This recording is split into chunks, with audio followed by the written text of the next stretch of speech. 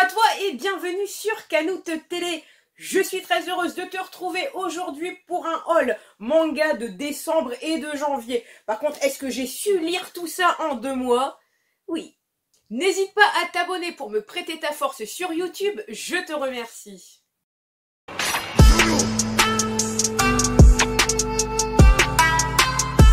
Revenons début décembre 2021, où bien sûr j'avais pris la suite de Dr Stone, de JJK, de Blue Lock également, les racailles de l'autre monde et bien sûr la réédition de Yu Yu Hakusho édition Star chez Kana.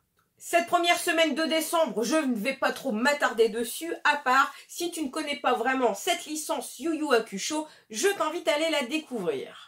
Passons à la deuxième semaine de décembre. Pour moi, c'était vraiment la sortie des Big Boss. Pourquoi? Déjà, il y avait le tome 100 collector de One Piece. Bien sûr, je l'avais précommandé bien avant afin d'être presque sûre de l'avoir. Moi, tant que je ne l'avais pas dans les mains, je n'étais pas rassurée. Le même jour, il y a eu également la sortie du magazine numéro 9, le One Piece Magazine. Donc là, si tu aimes les croquis d'Oda, des reportages vraiment que sur l'univers de One Piece, je ne peux que te conseiller ce magazine. Si on parle de boss, on ne peut pas passer à côté du Sunken Rock. Donc là, c'est l'avant-dernier livre, édité chez Doki Doki en version de luxe. Le livre reprend 2 tomes et dessins des interviews de Boichi. Donc vraiment, ça, c'est une œuvre que je te conseille à 100%. Cette deuxième semaine de décembre avait fait mal au porte-monnaie, mais bien sûr, on rajoute le tome 2, le tome 5 de The Fable et également le tome 6 de Mashle. Nous arrivons à Noël, donc pour le 25 décembre, bien sûr, j'avais reçu, grâce à l'abonnement Meian, le tome 61 et le tome 62 de Kingdom. Donc là, on arrive vraiment sur un nouvel arc toujours aussi passionnant. Kingdom, même si tu vas me dire que cette série est très longue, je vais te dire très honnêtement, c'est comme les M&M's, t'en manges 2 ou 3 et t'es obligé de finir jusqu'à la fin du paquet. Noël, j'ai reçu ce dictionnaire de Dragon Ball. Donc là, on va vraiment reprendre tout l'univers de Dragon Ball.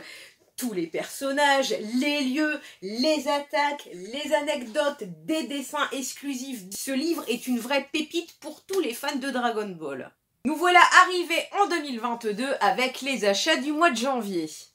Avant de te parler des suites que j'ai complétées, je tiens à te parler de cette nouveauté, la Manchuria Opium Squad, éditée chez Vega Dupuis. En ce moment, pour l'achat du premier tome, tu peux avoir le Clear Files offert par ton libraire ou les magasins partenaires. Je te rassure tout de suite, aucun spoil, juste un petit synopsis. Donc là, on est en Mandchourie et pour survivre, tu n'as que 2 options. Soit tu vends de l'opium, soit tu vends des enfants.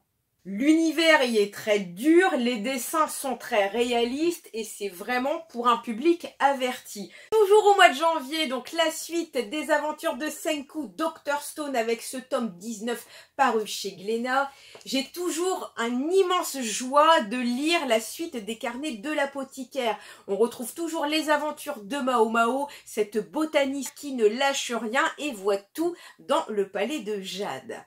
Il y a également la suite de Sido, donc là c'est vraiment pas le même univers, mais on retrouve l'univers de ces samouraïs qui ne lâchent rien. Je finis par mon coup de cœur, par Keiji, édité donc là chez Mangetsu. J'ai lu hier ce tome 4 et franchement c'est toujours un pur kiff de suivre les aventures de ce guerrier aussi génial que charismatique. Sans oublier de compléter petit à petit la suite des Slam Dunk, édition Star, toujours chez Kana. Ce retour achat manga de décembre et de janvier est terminé. S'il t'a plu, merci pour ton pouce, ton commentaire. N'hésite surtout pas à t'abonner pour me prêter ta force sur YouTube. Je te remercie. Je suis également disponible sur TikTok et Twitter, mes 2 plus gros réseaux. Il y a également une page Instagram et Facebook. Vous êtes les bienvenus. Je vous souhaite une bonne journée, une bonne soirée et je vous dis à très bientôt.